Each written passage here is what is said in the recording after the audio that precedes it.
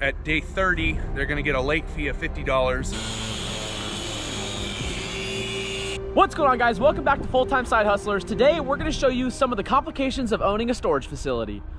So it looks like you're having a complication right now. What are you getting ready to do here? All right, guys, so one of the complications with dealing with having a storage facility is tenants who do not pay their bills.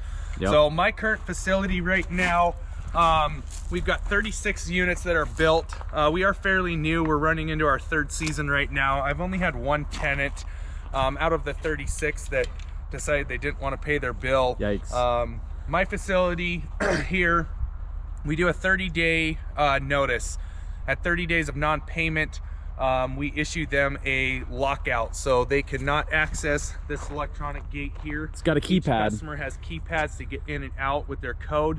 I use Easy Storage Solutions.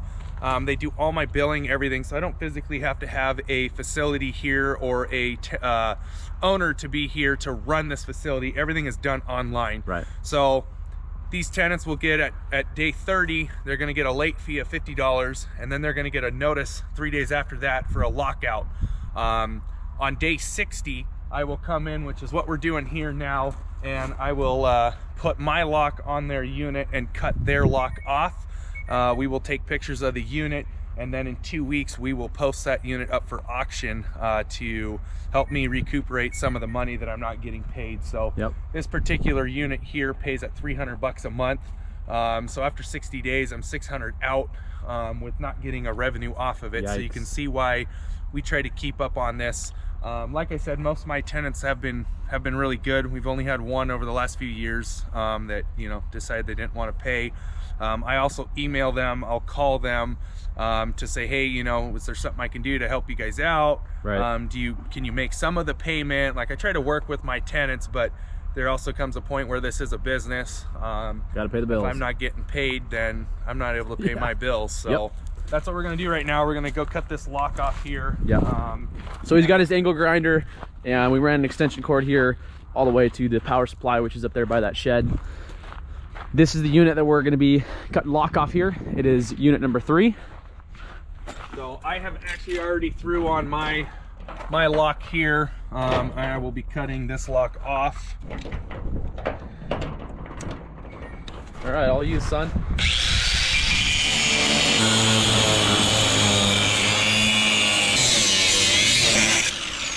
Like that. Nice. Woo, smoking hot. Nice. Okay, that wasn't too shabby. So nice cutting, man. We'll pick that lock up here in a few minutes. We're gonna let that cool down, but so unfortunately, if the tenant does not pay that unit within the next 30 days, it will be put up for auction. Like I said, it's not an ideal way to go. I'd rather take the monthly payment from the tenant. But it is all a part of this business. So all right, we're gonna go I'm gonna kind of show you guys what we're going on here with this facility here. How many units in total do you have? We've got 36 units total. Right now, all of my current units here are at 14 by 45. We rent them out for $325 a month. $325 a month. So each one of these buildings is 90 feet wide by about 132 feet long. So each of these units is 45 feet deep. It splits about right here on the halfway down. So we got a unit that butts in on that side, and then a unit that butts in on this left side here.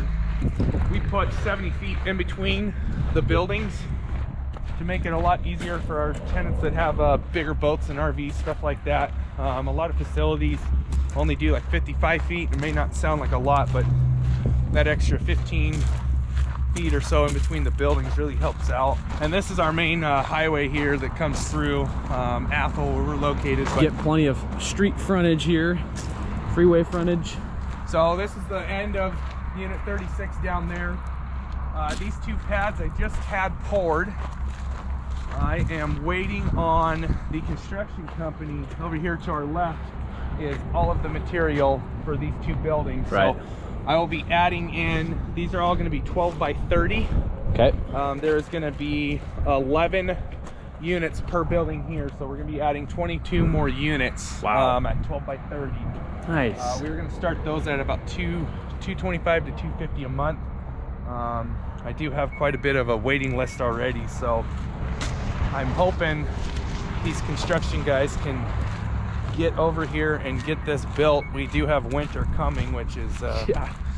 a real crappy time to try to build these units, but I try to stay away from the smaller 5x5, 10x10.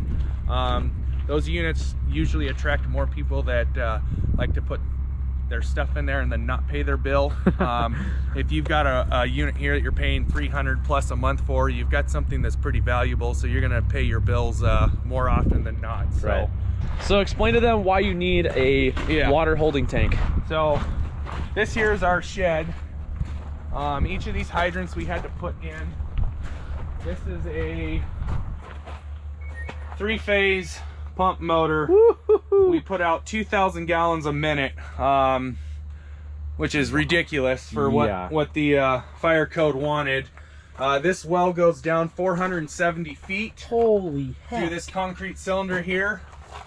The casing is 8 inches around, and we had to attach over on the back side here a 60,000 gallon holding pond. So this pond here is all water from the well. It gets pumped up from the well there. It has a adapter on it, so when this well, or when the pond here starts to in the summertime kind of lower, it will automatically fill this pond back up. But if we should ever have a fire, it will pull from this holding pond into each of our hydrants here, and that's what they will feed from. The pump also will refill this pond as it starts to go down and as they're sucking water out. Wow. But, yeah, this how deep is this thing? It's about 35 feet deep. This liner took 15 guys to get up onto this one side here, and we had to roll this rubber liner all the way down to one side and drag it up the other side. Wow. I will admit that I did run off of my roof here when I first had this set up and jumped into it. You have to. You have to. That's awesome. Next door over here, you can see that's another storage facility. They've got mostly mini storage units though, so they're really not any competition for us. They actually refer customers to us winter if we ever should have vacant units. So we work good with them, and you know, like I said, we're kind of concentrating on all the large units here. So we're gonna walk over to the excavator guy here. He's digging a hole for the new buildings. We're gonna see what he's up to.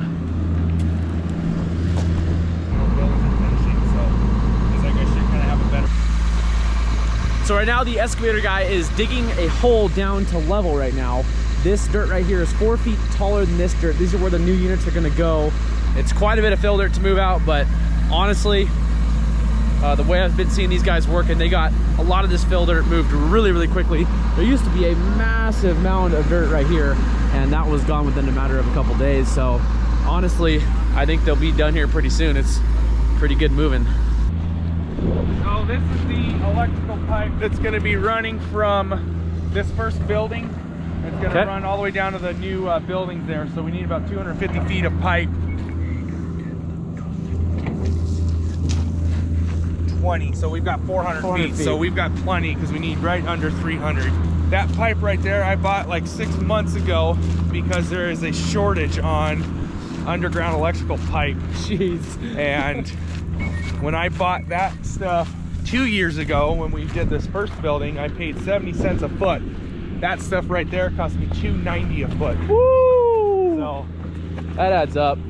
All right, guys, that's it for this video. We showed you some complications of owning a storage facility. Steven walked you through a couple numbers of what it took to build this place and what each unit rents for and the complications that go with it.